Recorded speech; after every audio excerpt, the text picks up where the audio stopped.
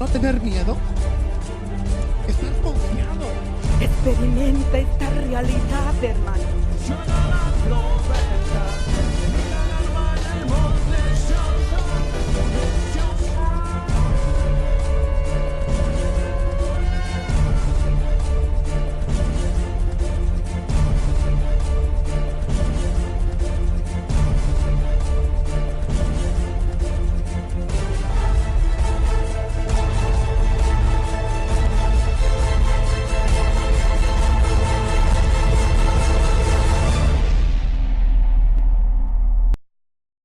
Entonces vamos a dar lectura en el verso 12 del capítulo 6 de Primera de Timoteo.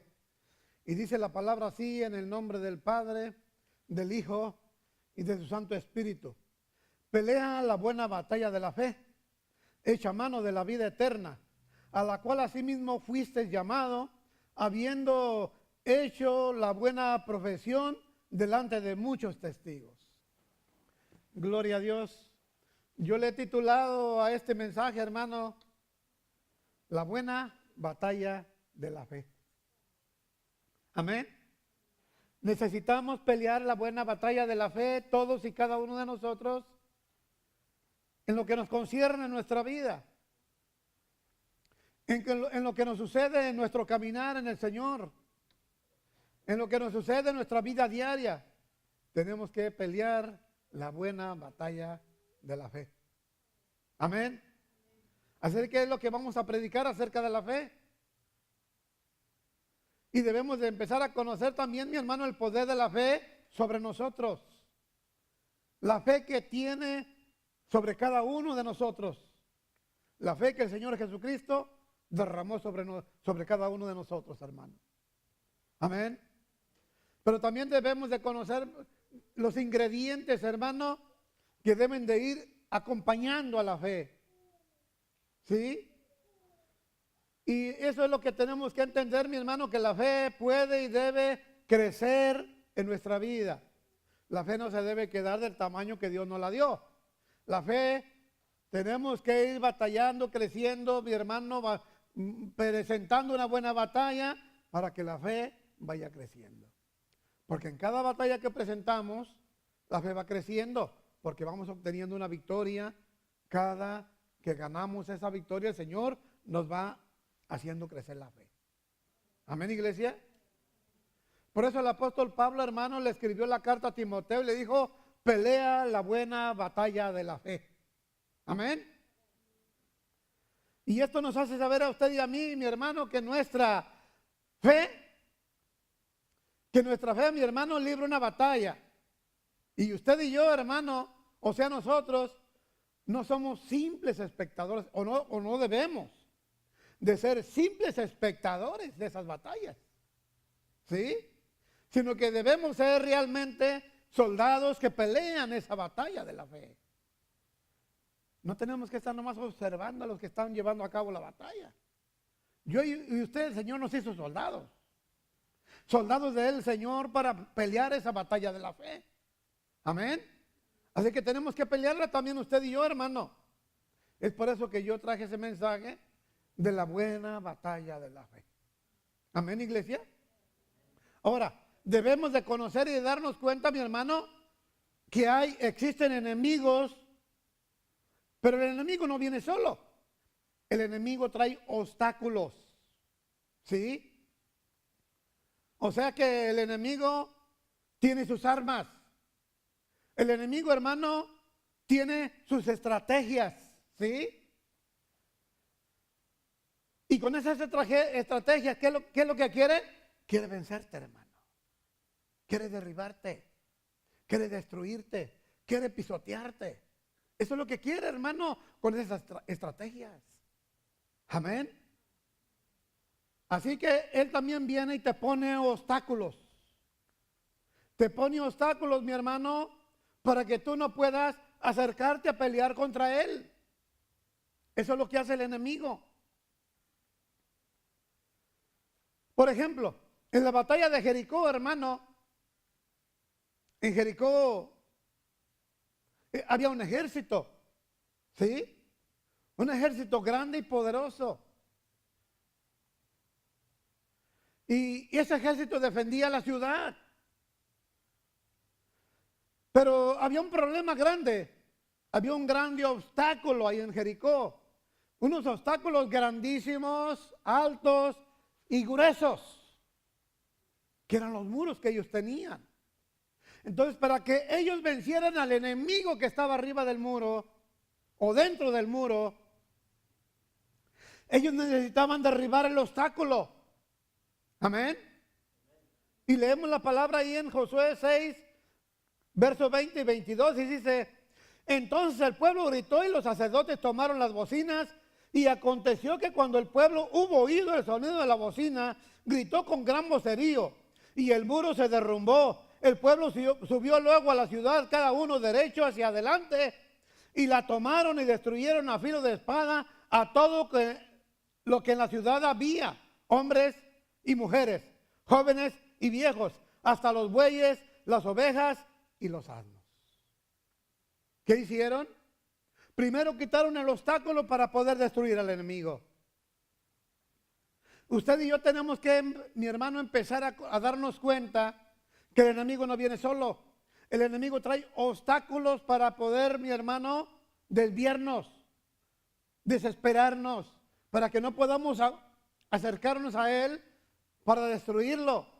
Aquí vamos viendo, mi hermano, que en Jericó, primeramente, libraron el obstáculo. Amén, iglesia. Y después pudieron vencer al enemigo porque quitaron el obstáculo. Porque David también, mi hermano, iba a pelear contra Goliat, y Saúl, sin saber, le puso un obstáculo. Con esa armadura que le dio Saúl a David, él no podía correr hacia el enemigo, hacia el gigante. Entonces, ¿qué es lo que hizo él? Se quitó el obstáculo. Removió el obstáculo y entonces corrió, agarró su honda, tomó sus piedras y derribó al enemigo. Fue y le mochó la cabeza, hermano. Amén. Así de que primero quitó el obstáculo que le impedía ver al gigante. Amén. Y después se enfrentó a él. Nosotros, para derribar y vencer al enemigo, primero tenemos que quitar los obstáculos.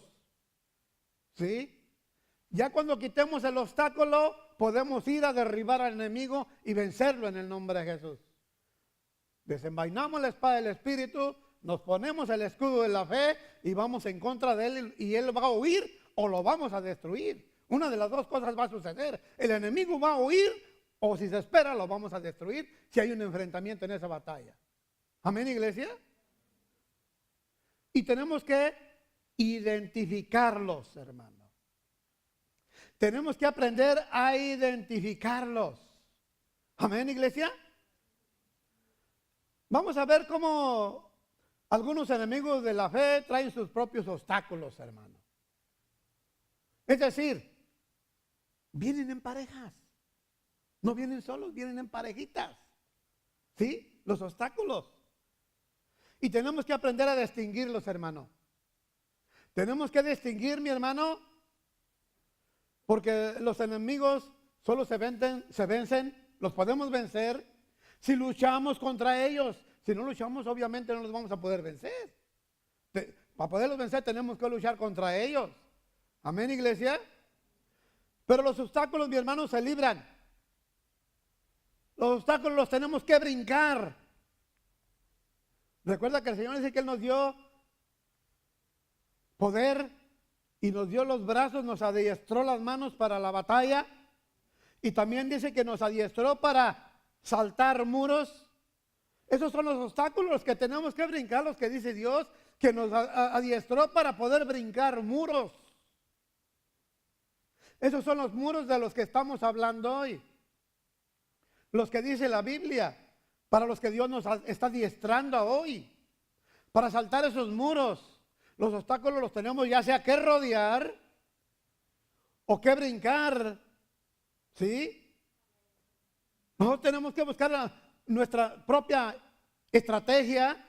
¿Cómo los vamos a quitar del medio? ¿Brincándolos o rodeándolos? Usted tiene que buscar la manera. Dios le dio sabiduría.